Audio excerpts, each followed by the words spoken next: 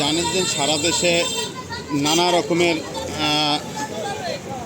বিশৃঙ্খলা বা সন্ত্রাসমূলক কার্যক্রম দমনে বাংলাদেশ যৌথ বাহিনী তারা কিন্তু ডেভিল হ্যান্ড অপারেশনে নেমেছেন। তো তার অংশ হিসেবে পাথরঘাটায় কিন্তু অভিযান পরিচালনা করছেন নৌবাহিনী, পুলিশ এবং ট্রাফিক।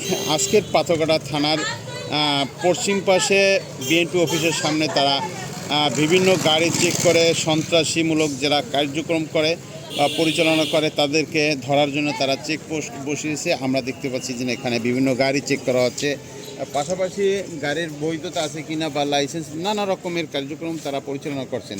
তো এখানে আমরা দেখতে পাচ্ছি পাথরঘাটায় এই অভিযানে অংশ নিয়েছে বাংলাদেশ নৌবাহিনী, তারা কিন্তু এখানে অভিযানে পরিচালনা করছে।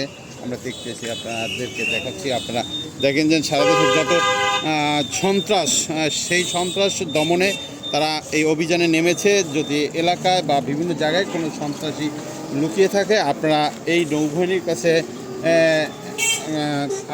আপনাদের সহযোগিতায় সবসময় নৌবাহিনী আপনাদের পাশে আছে। তাদের কাছে আপনারা ইনফরমেশন দিন এবং তাদেরকে তথ্য দিয়ে সহযোগিতা করুন। এই আশাটি তারা করছেন যে জনগণ তাদের পাশে থাকুক। তারা জনগণের বন্ধু হিসেবে, জনগণের সুবিধার্থে তারা কিন্তু এই অভিযান পরিচালনা করছে। আমরা দেখতে পাচ্ছি বিএনপি অফিসের সামনে তারা কিন্তু এই গাড়ি চেক করছেন যে গাড়ির কাগজপত্র ঠিক আছে কিনা, এবং কোনো গাড়িতে সন্ত্রাসী কার্যকলাপের সাথে জড়িত মামলার আসামি বা অনৈতিক যে লোকজন তারা পালিয়ে যাচ্ছে কিনা সেই বিষয়টা কিন্তু তারা এখানে চেক করছে। এবং বিভিন্ন মামলায় যারা জড়িত তাদেরকে ধরার জন্য এই চেকপোস্ট বসিয়েছেন।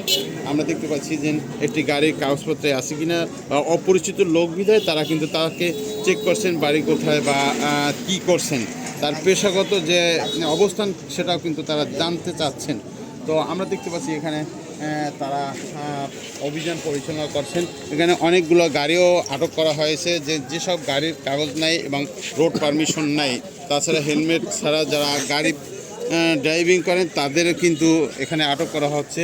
ট্রাফিক আইনে তাদেরকে জরিমানা বা আইনত যে ব্যবস্থা গ্রহণ সেই বিষয়টি কিন্তু তারা করবেন।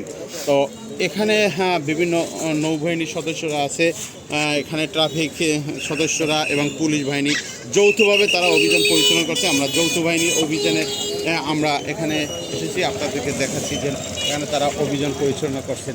বিভিন্ন গাড়ি আটকিয়ে তাদের কাগজপত্রে আছে কিনা সেগুলো দেখছেন এবং সন্ত্রাসী কার্যকলাপের সাথে যারা জড়িত তাদেরকেও চিহ্নিত করে তাদেরকে আটকের তারা দায়িত্ব নিয়েছেন। এবং দেশে সন্ত্রাস বিরোধী যে সন্ত্রাস নির্মূলের যে বিষয়টি সেইটা তারা চেক করার জন্য বা সেই সন্ত্রাস দমনের জন্য